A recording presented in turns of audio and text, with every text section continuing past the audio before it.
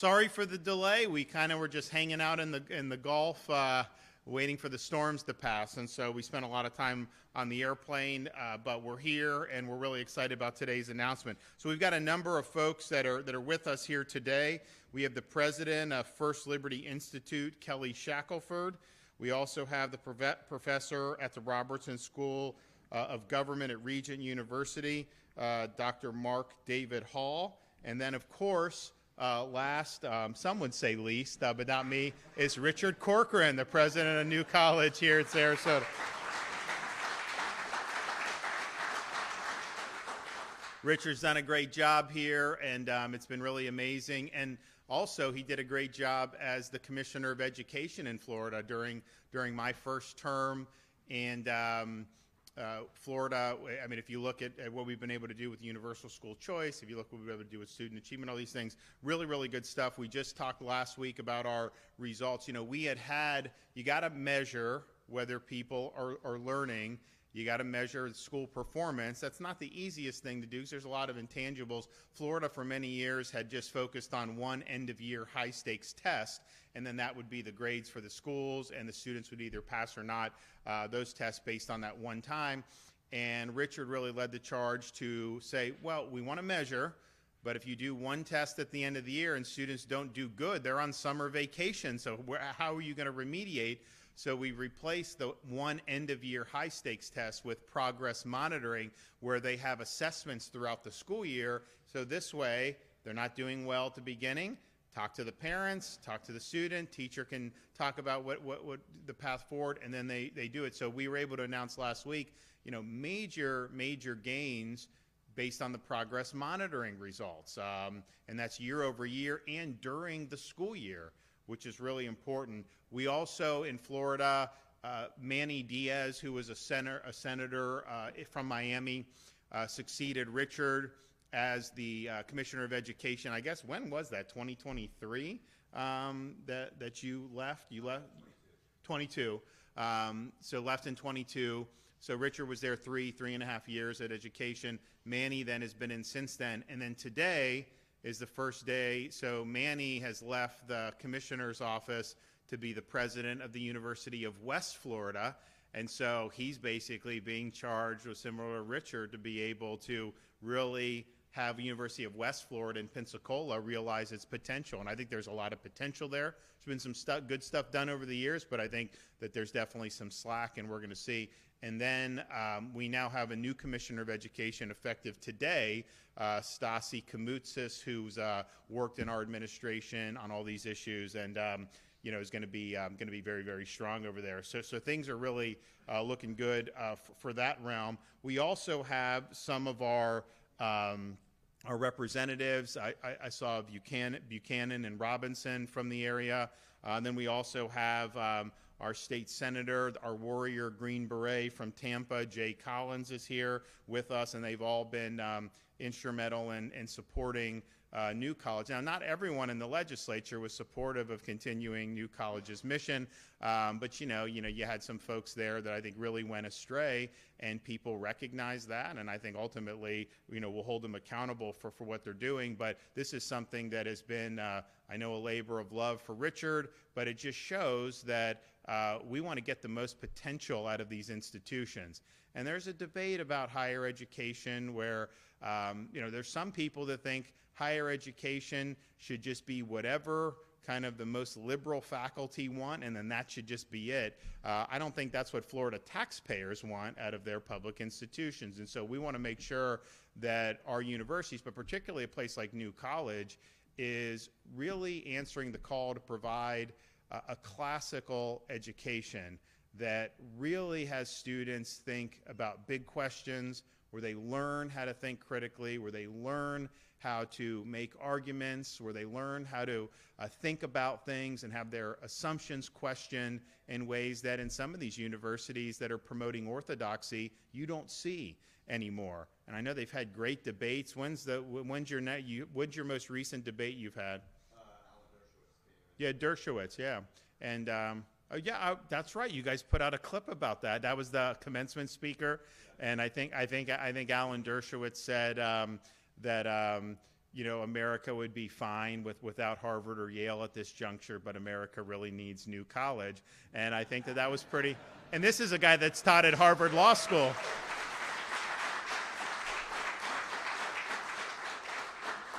This is a guy that taught at Harvard Law School for decades, and so when he's saying that, you know that that's something that's really, really meaningful. So this mission's important, and I'm very happy to be back here for this. Now, that is actually not the purpose of today's announcement.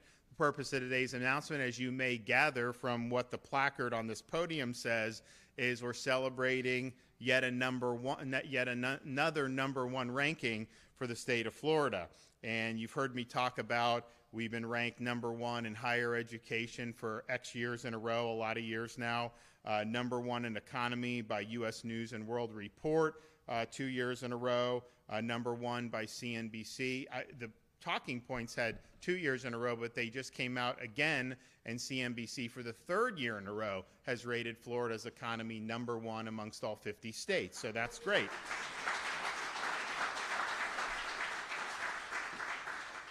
Number one in education freedom by the Heritage Foundation. Number one in education freedom by the Alex Center for State Education Freedom. Number one for parent empowerment. Number one for new business formations. Number one for entrepreneurship. Fastest growing state in the nation based on the U.S. Census Bureau, including home to 4 of the top 10 fastest growing metro areas. From the last years they have records. Although I know there's a lot of people that are like, slow down, like we don't want all, I mean, like, and trust me, I'm not asking for people to come because there's benefits to it, but there's also challenges, and we've got to do infrastructure and schools and all this other stuff. So that's kind of a natural, I think, progression. I do think that ebbs and flows. Number one state to retire by Wallet Hub. Number one state for talent attraction. Number one for EdChoice Friedman Index for having the most robust school choice options. And then, of course, number one vacation destination. What else is new there? We also have AAA credit ratings across the board. If you look, Florida, so we just signed the budget a couple weeks ago. We have the smallest number of state government workers per capita in the entire United States of America.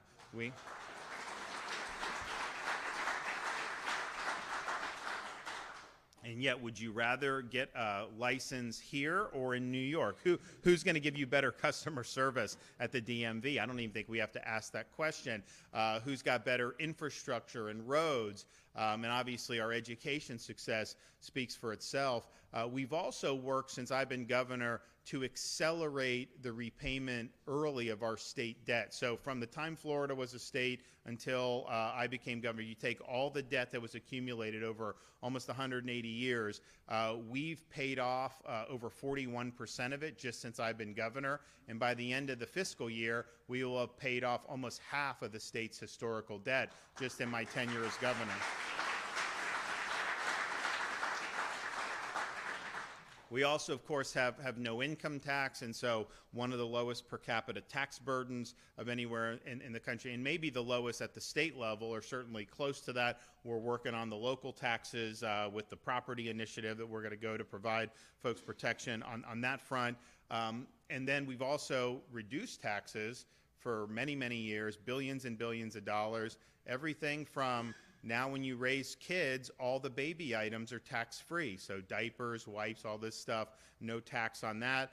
We just eliminated a tax, a business rent tax. We were one of the few states in the country that charged commercial rent, and it just didn't make sense. So I think that's going to help our economy even more. So we eliminated that. So on and on it goes. We're leading, but the result is in last year's budget that I signed in 24, we spent less than the previous year, and then in the budget I just signed, we're spending less than in 2024, 2025. So who else in the country is actually reducing spending? And yet we've done that for many years in a row.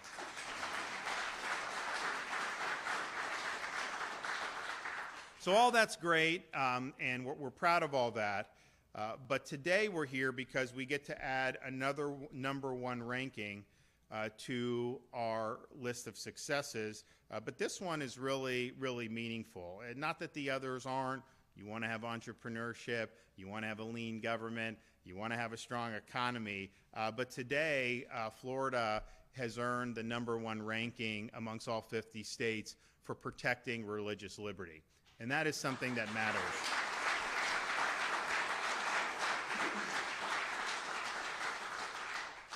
And if you go back to the founding of our country, religious liberty was basically the first freedom that the founding fathers sought to protect. And of course, religious freedom was part of the reason people even settled in the American colonies to begin with. So this is something that is central to the American experiment and central to our way of life, but it is something that has really been under assault in recent years, particularly over the last decade or so. And I'm just proud to say we have a strong record of protecting this first freedom throughout the state of Florida. I mean, just think of what we did to protect parents' rights in the state of Florida. Parents have a fundamental right to direct the education and upbringing of their children in this state, and that includes religious instruction and students' ability to practice faith. I also signed legislation requiring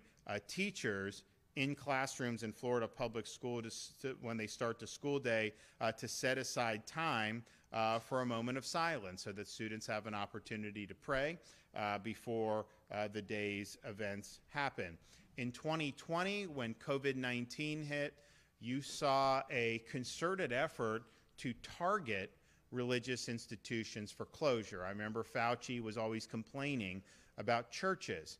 And so you had a lot of places around the country, they'd have liquor stores open, but they would have churches closed. Now, we didn't do that in Florida at the state level, but you did have in those early days of COVID, people that were really, I think it was hysteria that was really taking over, that were trying to enforce closures based on local ordinances or emergency declarations, and even got to the point where there was one local jurisdiction that arrested a pastor in Florida. And so I think it was the next day I signed an executive order overriding all those local restrictions, saying that religious worship, going to church, that is not only an essential activity, in many ways the essential activity, and that is protected in the state of Florida. So not only did we put the kibosh on the movement to try to snuff out religious worship, and look, at first maybe it was just people were scared, they didn't want to see,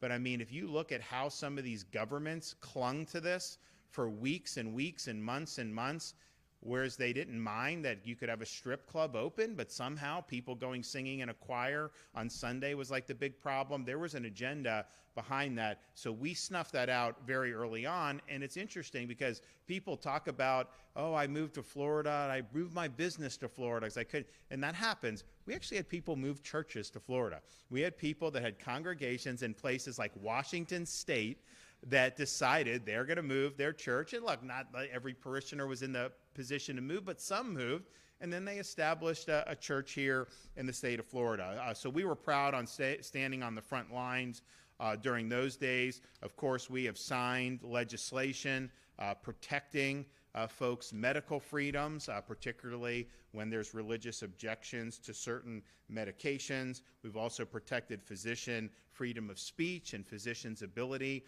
to conduct themselves in a way that's consistent with their religious beliefs, particularly when they're being perhaps forced to perform procedures that they disagree with vehemently.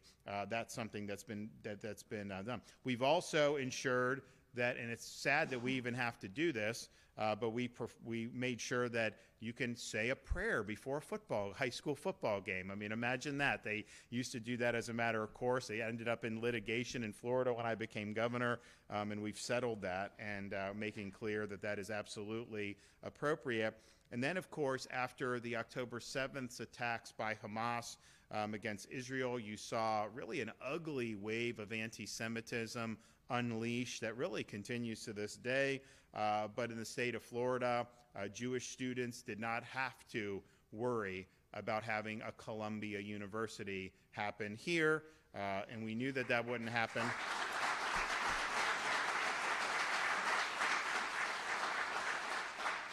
And we knew that that wouldn't happen because, quite frankly, if any university president allowed that to happen, they would no longer be university presidents in the state of Florida, and we would make sure that there was accountability very quickly. Last year, I signed legislation which established a statewide school chaplain program and authorized school districts and charter schools to allow volunteer chaplains to be on school campuses and provide additional counseling support for students. You know, it's been, the Founding Fathers, when they adopted the First Amendment, they were trying to prevent government from endorsing a particular religious sect or denomination. They were not trying to say that you could not have faith involved in public institutions. That was never anything that they believed in. And in fact, I think that they viewed it just the opposite. And George Washington said many times, that you needed that. So that had kind of gotten perverted, and it got to the point where in schools, public schools, okay, yes, the public school system in Sarasota is not going to establish Episcopalianism as what people are instructed in, but the flip side is not that there should be no mention of God at all in school, and that people are somehow have to smother their faith. So we've really worked to kind of rebalance this in the direction that the Founding Fathers originally intended, and I think people are better for it, and I think religious freedom is better for it. And so all that brings, and we've done more, but that brings us to today's announcement. So I had mentioned another #1 ranking. First Liberty Institute's Center for Religion, Culture, and Democracy has ranked Florida #1 on their religious liberty in the state's index. This is a comprehensive, peer-reviewed comparison of how all 50 states protect religious liberty through public law.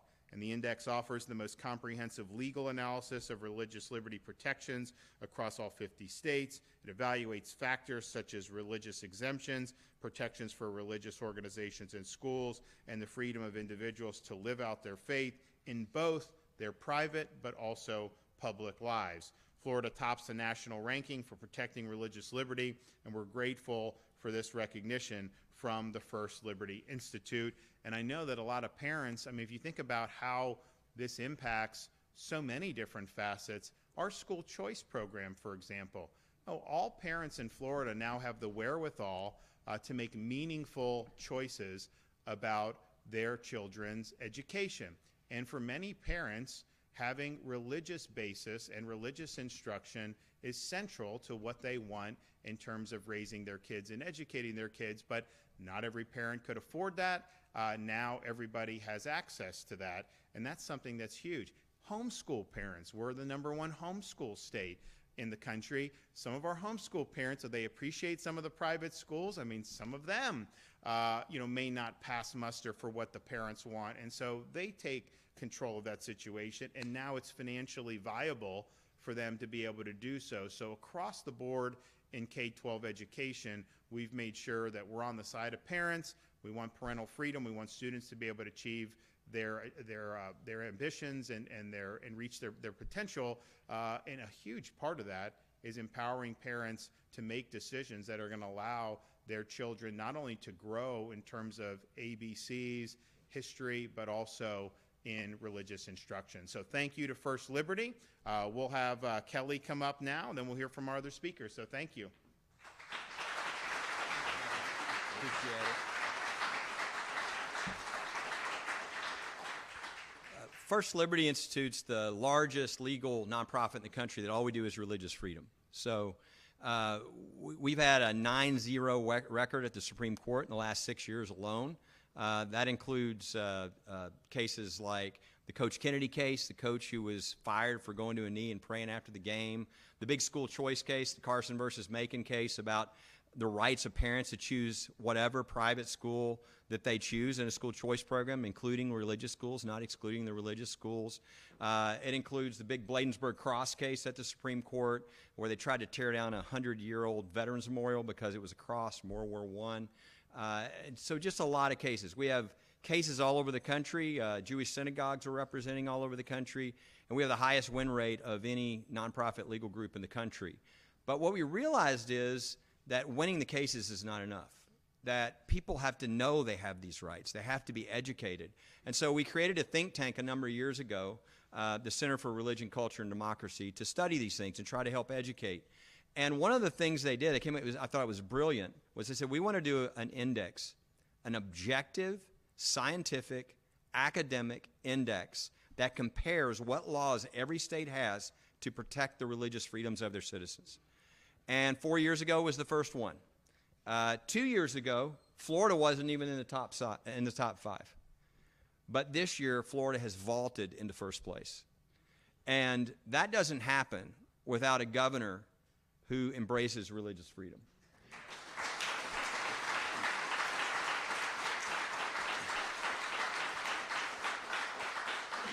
And so I just want to say thank you to you for your commitment to religious freedom and for your incredible leadership in bringing Florida to #1 in the country.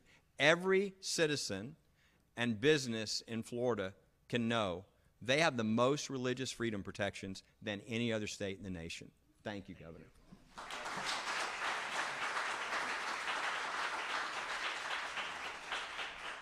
Well, thank you, Governor. It's an honor to be here, and thank you, Kelly.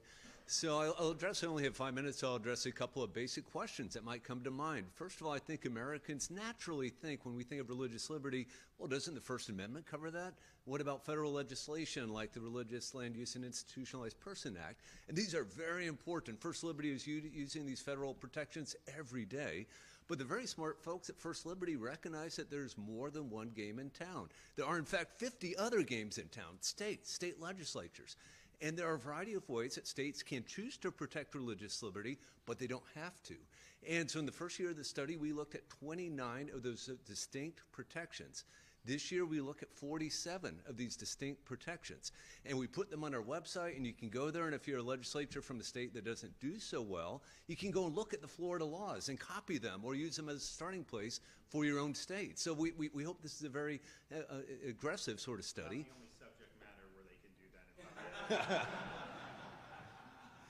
But we're Americans, so we have to rank the states. And I'm very pleased to announce that Florida is now #1, a very richly deserved reward. Of course, it goes from 1 to 50. And so states that don't do as well, hopefully will look to Florida as an example. We do recognize that some protections are more important than others. I'm pleased to say Florida had the Religious Freedom Restoration Act, a state-level act in place in 1998. But under the governor's leadership, a Medical Conscience Act, probably the second most important protection we look at, was put in place, and there are a variety of other important protections. Let me address 2 points critics might point out that might want to take away from Florida's accomplishment. First of all, I can imagine critics saying, well, Florida's a red state, and conservatives support religious liberty, so it's obvious that it would be #1. Well, it's not so obvious. I think conservatives have been doing more over the last decade to protect religious liberty, but they don't always do that. Your neighbor to the north, Georgia, is solidly Republican at the state level, state legislature, state offices. It ranks abysmal 36 in the nation. West Virginia is even worse, solidly Republican everywhere at the state level. It's dead last. And so just because the state has conservatives in the state legislature and in the governorship doesn't mean they will have religious liberty legislation. We hope our study very much inspires other states to follow Florida's example. Another criticism I hear all the time is, well, aren't conservatives in a place like Florida just concerned with protecting Christians? And the answer is absolutely not. You already heard Kelly say they are routinely litigating on behalf of non-Christian minorities. Some of the Florida protections we look at primarily benefit non-Christians. Let me give you one example. Florida has a law requiring school districts to permit students to have excused absences, students at the K through 12 and college level, excused absences to observe religious holidays. Now think about the school year for a moment. Even though I think most school districts now talk about winter break, we used to call it Christmas vacation, and it conveniently, whatever you call it, allows Christians to celebrate Christmas and related holidays. And how many public schools do you know have school on Sunday? Almost none. So a law requiring excused absences for religious observances will primarily benefit non-Christians. So Rosh Hashanah and Yom Kippur in this fall will occur during the middle of the week. And so Jewish, Orthodox Jewish families can take advantage of this and celebrate those holidays without being punished. So let me mention lastly that we're here to celebrate Florida. This is a day where the report is released. You have physical copies of it. You can go online to Religious Liberty in the States and see the entire report online, and I encourage you to do so. Thank you very much. Who's last? Florida, West Virginia. West Virginia is dead last, unfortunately. Okay. Yeah. Yes, sir. Thank you. All right, well, thank you.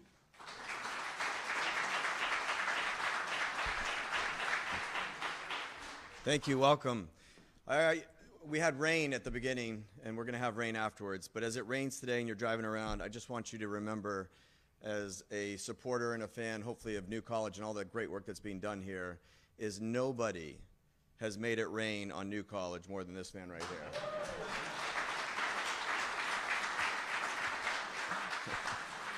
And I also want to thank our legislators. You guys have been fantastic. I know you get a lot of blowback, but thanks for sticking with us, and the fight is absolutely worth it. Also want to thank the First Liberty Institute. We've actually worked with them. When I got chosen by the governor to be Secretary of Education, I remember sitting down with him, and he was like, hey, would you consider doing it? And I was like, okay, well, what are you thinking about education-wise? This is going almost 7 years back. And he said, here's what I want to do. And he said, I want to take everything that exists that needs to be accomplished to make us a great state. I want to take us to #1 on everything so that whoever takes my spot after me has nothing to do. And he's pretty darn close. I mean, there's just no ranking that we're not #1 in. It's an amazing feat. But I remember being Commissioner of Education, and right away we find this, we have a high school athletic association who's saying that 2 Christian schools who are playing in a competition for football at the end of a season can't have a 1-minute prayer led by themselves. And so we joined immediately, worked with the First Liberty Institute, filed litigation, as the governor mentioned, and resolved that. And now the final decision ultimately hopefully will be with the Supreme Court here shortly. That'll affect the entire nation in a positive way. But thank you for that work. Ironically, that same organization, a year later, the governor is saying, we're going to open up schools. Everyone's going to be able to go to school, be educated, and stand in a classroom and be taught face-to-face, which is the greatest instruction that we can have. And we have this same organization saying, fine, you can open up schools, but we're not opening up sports. There'll be no Friday night lights in August and September of the year. So I go and I tell the governor, and he goes, give me the names of the people on the board. And so I give him the name and the numbers. And so I give him the names and the numbers. And he goes, step outside, we're going to make a few phone calls. And so I stepped outside. I listened through the wall, though, and all I heard was, hey, this is Governor DeSantis. I need you to open up. Whatever he said worked. I think it was like 13 members on that board. I told them it was 6-7 against us, and the final vote, I think, was 12-1. So,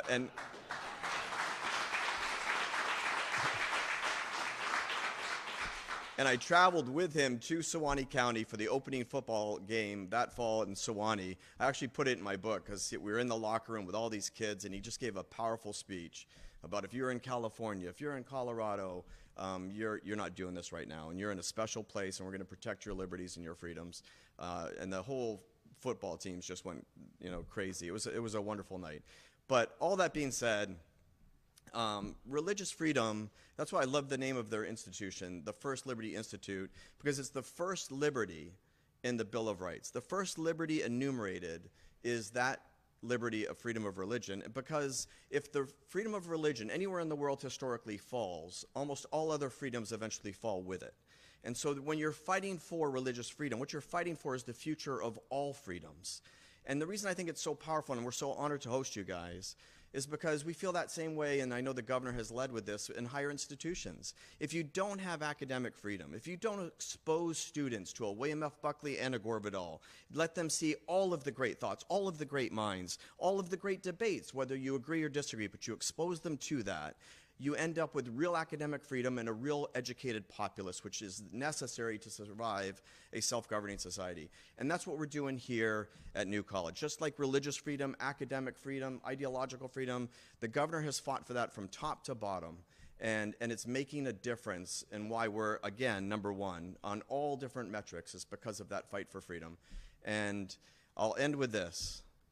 As a newly minted president of New College and looking over the history and the amazing history of New College, nobody, no single figure, let alone an elected official, a business person, anybody has done more for New College than Governor DeSantis, and it's going to produce amazing results for decades to come as we produce great students, great citizens, great leaders. And so thank you for that, Governor DeSantis.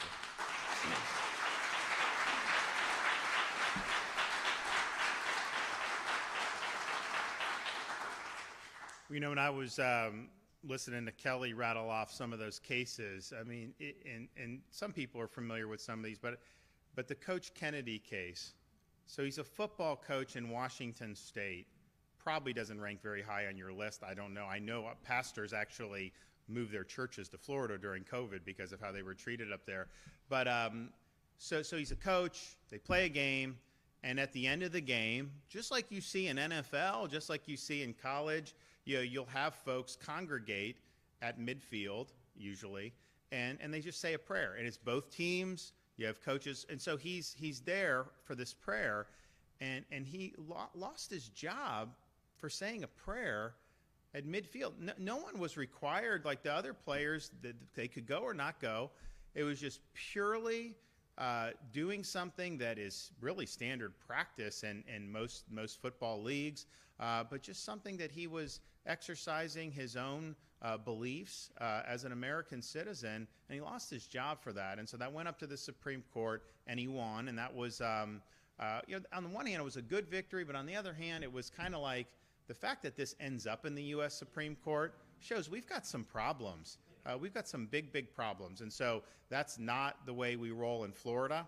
And we've made sure that we've provided the adequate protections. But do you have a case for next term? What's your big one next term? It's called Olivier. It's about a guy who they created a law to make it a crime to go outside of a certain area of the park for him to share his faith. And then when he brought a lawsuit, they said he wasn't allowed. And the court actually said he wasn't allowed to bring a lawsuit to protect his First Amendment rights. Wow. And that came from what circuit? That's actually the Fifth Circuit. It was Ruled against you?